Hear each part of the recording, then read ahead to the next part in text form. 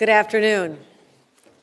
I'm delighted to be joined by fellow champions of freedom. We have gathered here this afternoon, hastily I might add, but I'm delighted that we could be joined by our United States Senator Kirsten Gillibrand, our Attorney General Tish James, and our Majority Leader Andre Stewart Cousins, as well as advocates, champions from Planned Parenthood, Kristen Dart from Planned Parenthood Empire State Acts, and also a number of other members of my administration. My question is this: when will this stop? Women across this nation are sick and tired of being treated as though we have no rights. Started with Dobbs, not even a year ago, when they wiped out all the gains that women had fought for, my mother's generation fought for, and that my generation and my daughter's generation perhaps took for granted, the right to have a legal abortion in the United States of America. With the Dobbs decision, it's hard to imagine it could get much worse.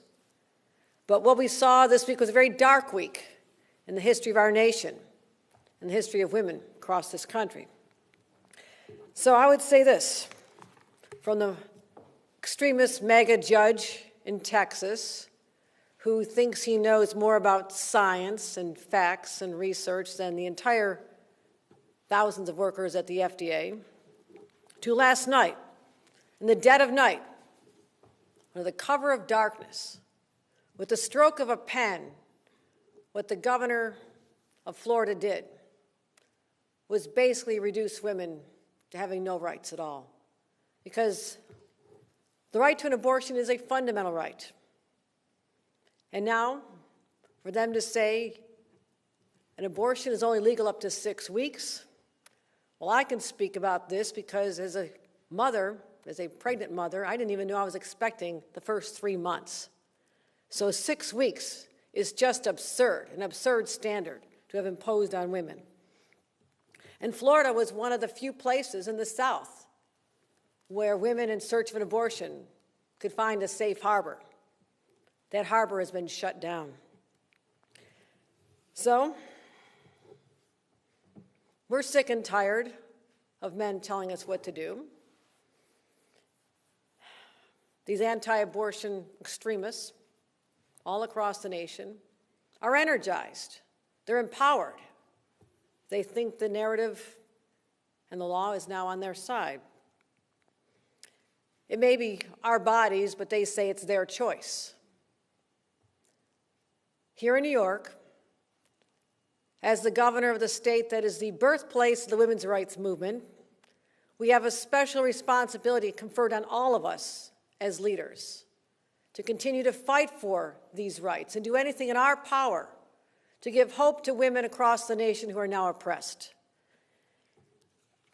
We're demanding with one united voice and saying we will always remain a sanctuary for women's rights, that abortion will remain safe, accessible, and legal, and ensure that we'll focus on our providers as well. In the aftermath of the Dobbs decision last June, we allocated $35 million, knowing that New York would become a safe haven, that people from other states would come in search of their legal rights in our state. We also mandated insurance companies doing business in New York cover abortion. And I signed a package of bills supported by our legislature that protected providers and patients. But I will say this: all these latest attempts to tear down our resolve, to wear us down into submission, that will never happen. We are emboldened.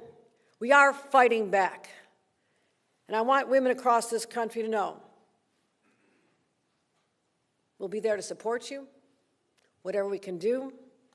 And even when it comes to what the judge in Texas did, questioning the FDA's approval of an abortion medication that was used and safe for 23 years, we in the state of New York will make sure that this is available for the women of our state in case that decision stands. We'll also, if that decision stands, allocate an additional $20 million because what will happen is if this medication is taken off the shelves and no longer available for providers to give to patients, there will be more procedures as opposed to the option of having a medication abortion. More procedures will cost more money. More people will be coming to New York. So we're proposing that if that ban stands, we'll allocate another $20 million in addition to stockpiling the medication abortion. We're also going to require, we're working with the legislature, and again, I'm grateful to have Andre Stewart Cousins here, our leader, and Senator Webb, who's a champion as well, fighting in the Senate, as well as Assembly Member Pat Fahey. I thank them for joining us today. We're working with the legislature to require private insurance to cover medication abortion when it's prescribed off-label. And we refuse to go backwards. Wherever they turn, whatever stroke of a pen, where they try to wipe out women's rights, we'll be there to counter. We'll be there to stand strong. Because we know what real American values are. People love to talk about American values. They're about freedom. Freedom means a lot of things to a lot of people, but I'll tell you what it means as a woman.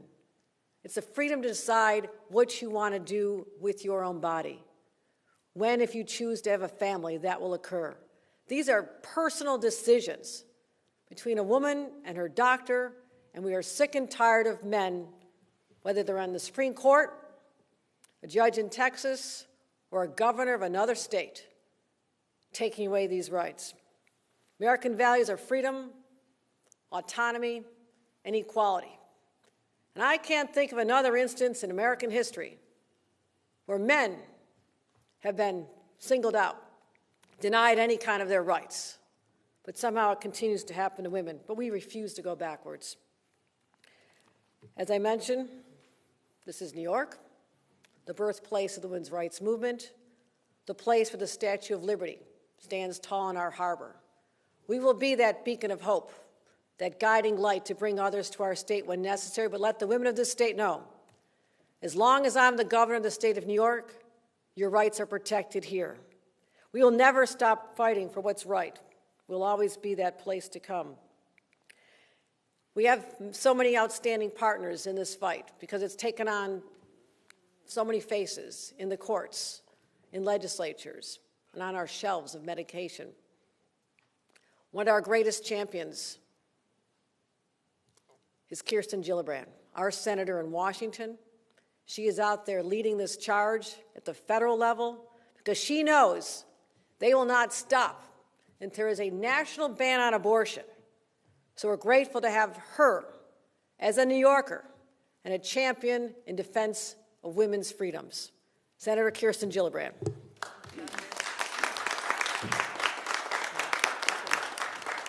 Well, I want to thank Governor Hochul for her extraordinary and strong leadership. Her vision for how she can protect the freedoms of women across this country is inspiring and hopeful for so many. So thank you, Governor, for your leadership. Reproductive freedom has been under attack intensely since Roe v. Wade was overturned. The Dobbs decision didn't just make it impossible for women to get reproductive care. The Dobbs decision denied women the right to privacy. 22 states have followed that court's ruling, denying women reproductive freedom, and this Texas decision goes the next step, further defining what the denial of right to privacy looks like. It means no right to privacy in the mail. Imagine what that would mean to you. Imagine that you, any person in this country, has no right to privacy in the mail. The government can read your mail.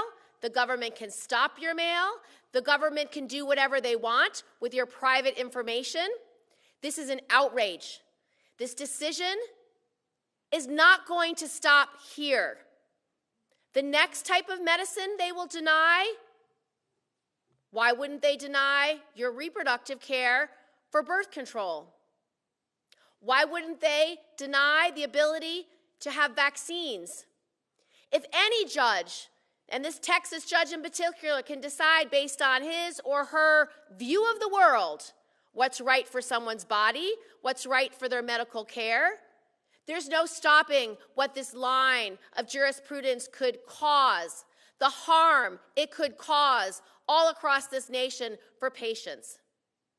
Make no mistake, this is an all-out assault on women's reproductive freedom, our civil rights, our civil liberties, and our right to privacy.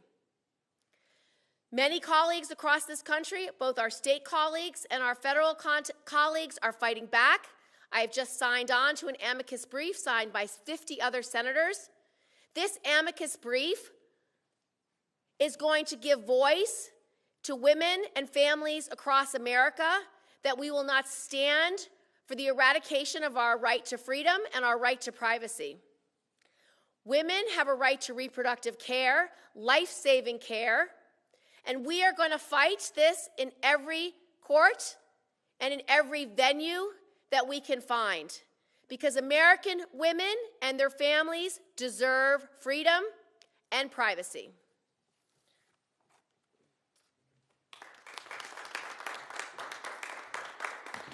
Thank you, Senator. At this point, I'd like to welcome the Majority Leader of the United States, or the United States, I think that'd be Chuck Schumer. Call up the Majority Leader of the New York State Senate, Andrea Stewart-Cousins. Thank you so much, Governor. And it is, again, every time I'm here talking about this issue, especially in this, the 50th anniversary of Roe, and realizing that instead of actually celebrating the rights of women in this country, we are lamenting the idea that we, as Senator Gillibrand so eloquently said, are being denied right after right after right. And as our governor said, New York is not that place. We've been very, very clear. At the beginning, even pre-Roe v. Wade, New York was a leader. In 1970, we led. And I am very happy to be in a state, especially since everyone seems to be on a national level, and think that's what the Dobbs decision was supposed to be, something that said, oh, states' rights, states' rights. Who would have thought that we would have actually been celebrating states' rights? But the reality is that in this state, with this leadership, with these allies on every level of government, with my colleagues in the Assembly, under the enlightened leadership of male Speaker Hastie, thank you so much for being here, Assemblywoman Vahey. You could tell him, I shouted him out. And of course, Senator Webb is here because we actually have a Women's Issues Committee that she heads up. But the reality is that we have watched our fight to have our rights, and we are watching them being eroded. But the fact that we are able to remember how we fought to achieve them, I hope empowers us and emboldens us in ways like never before to not let us slip backwards. Because left unchecked, they believe that they have the momentum. They do not. When I was a pregnant teenager in 1970 in New York, so he said, I never knew who allowed for the right to abortion. Who would have thought, fast forward, that I would be standing in a position to make policy with, yes, the first female governor, and yes, legislature that is between 30 and 50% female to fight back. We can do this. We can be a beacon. We can be champions. We could show people how it's done, and we will continue to work with allies who understand that we just don't lose a little bit of freedom. We lose it all on every level if we sit quietly by and watch it go away. This is not the place. New York is not that place. And why is it not that place? Because not only do we have fighting U.S. senators and fighting governors and fighting legislators, we also have an attorney general that wakes up every morning to do the fighting on behalf of New Yorkers. When we send our legislation there, we know we have a defender and a champion. And I'd like to introduce Attorney General Letitia James. The decision to have an abortion is deeply personal and complex, I know. And no man, whether they sit in a courtroom or they sit in a legislative building, should substitute their judgment, their ideology, their religious beliefs over that of individuals who have engaged in research and facts and science and experience. Margaret Sanger once said that no woman can call herself free who does not control her own body. No woman can call herself free until she can choose whether she will or will not be a mother. We stand here today because we are witnessing men strip away that right. They are also stripping away the right to vote, the right to love whoever we want, and the right to bear children. And so as Eleanor Roosevelt once said, it's up to the women. It's up to the women to march. It's up to the women to vote.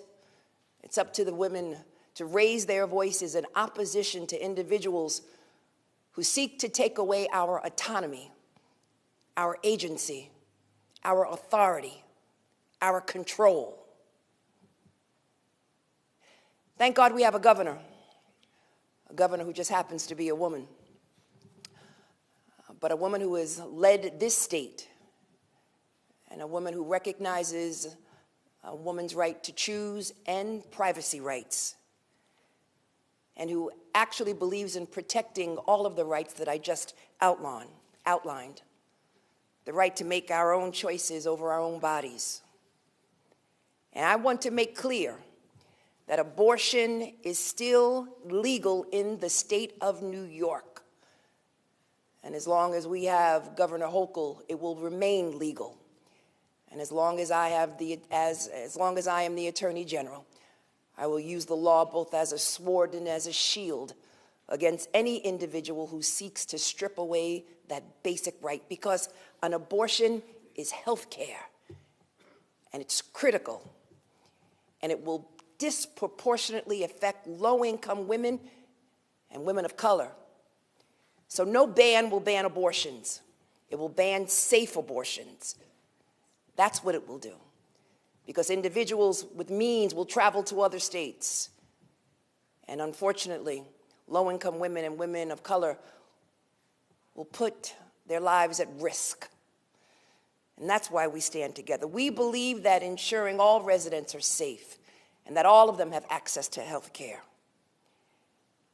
But once again, we find ourselves at the whim of individuals who put politics over the lives of individuals. This was never a debate about science, because more than 20 years of medical research has proven that medication abortion is safe and effective. From day one, this has been a politicized effort to control our bodies, to undermine reproductive health care, and chip away at our rights.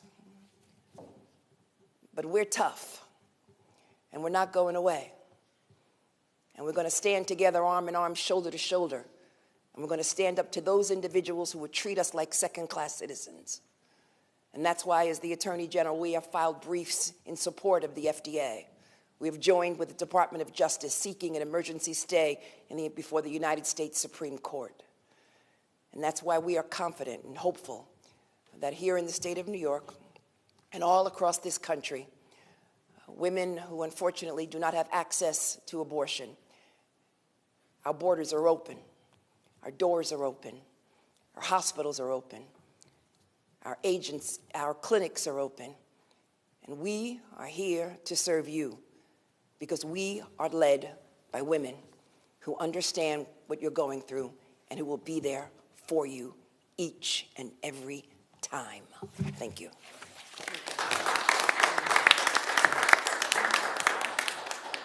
Thank you, Madam Attorney General, and all of their speakers here today. You referenced the right to vote, the need to vote. I want to remind everyone, I'll do it many more times, we all are, between now and the next election in 2024 election.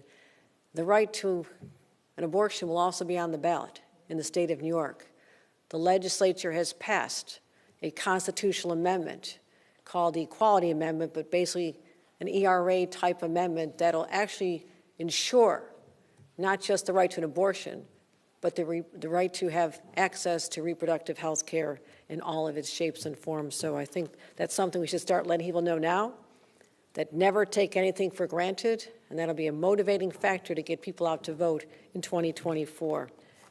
With that, we'll take any questions. Hazel?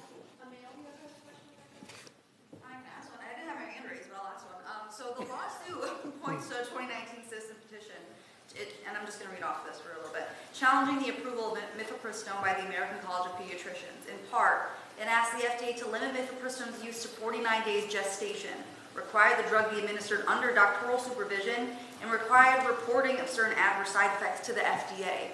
So why isn't that something that can be done?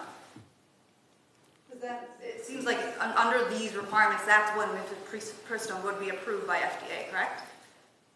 Mifepristone has been available by the FDA for 23 years. It was a federal judge that made one decision that has an impact over most of the nation.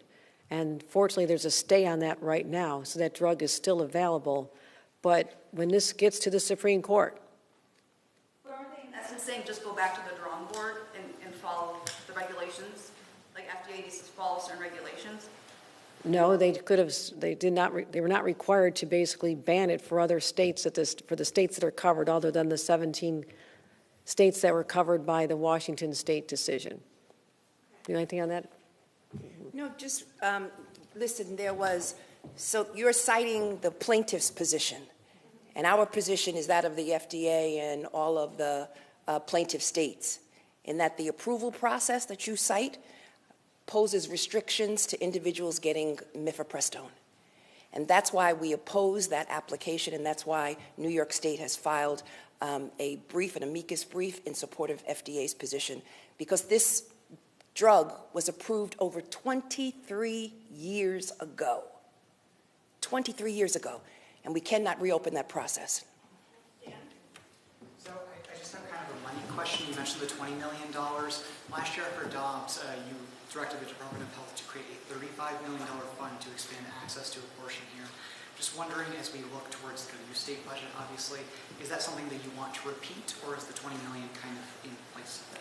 No, the $35 million will be repeated, because this was to help our providers all across the state, and I'm from Western New York. I can't tell you how many people have come from places like Ohio and other states in search of an abortion, and that has put tremendous pressure on our New York State providers. So we wanted to allow them to hire more people, expand their facilities, so the women of our state can also be served as well. The $20 million is contingent on this decision in Texas in the event that this becomes the law of the land, and basically taking away the ability to have at least mifepristone as far as the more effective option for people to use.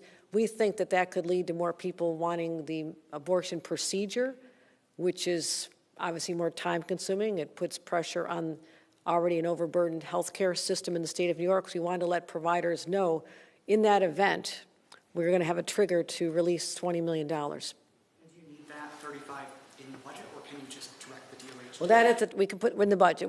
That at the time was money that was under the purview of the Commissioner of Health, and so now this can be a budgetary item. Is there concern that by not joining the Washington case that New Yorkers could lose access to that drug?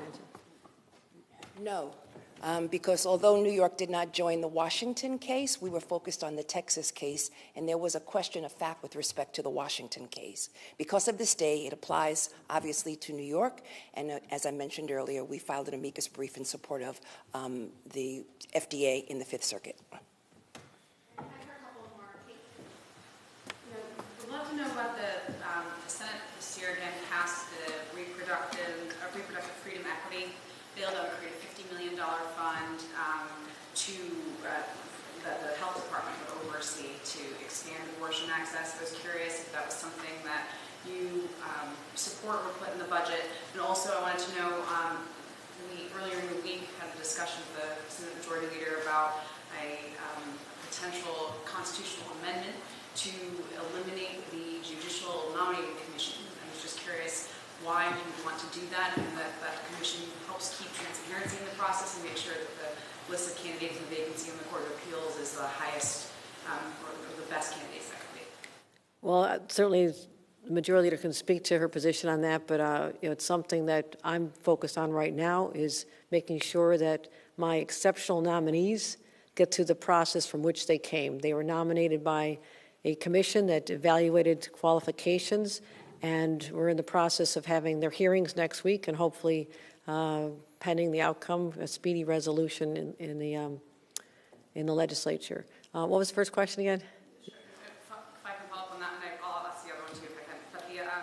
But so do you want to eliminate that commission? I've not had conversations. We've had a casual conversation, but it's something, I'm focused right now on dealing with what's right before me, which is making sure that we get a chief judge and fill that vacancy as soon as possible, because we've gone so many months, coming up on a year, of not having the full court in place.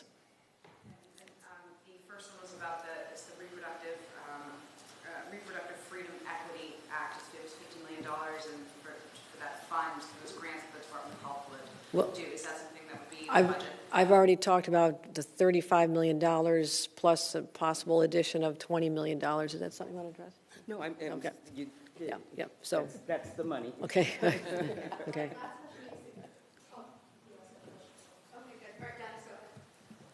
Any updates on the budget at this point? Well, in this room a few hours ago, we had a very productive meeting with Leader Stewart Cousins and Speaker Heastie, and we're moving down in a very fruitful way right now. We're making good progress. I know the legislature will be back soon, and we're looking forward to wrap this up at some point, not too far distant future. All right, thank you so much. Is housing and bail still the key sticking points in budget talks? We are working very hard to resolve all key sticking points. Soon. You know the answer. How many more senators? We don't, there's no way, I don't have any way of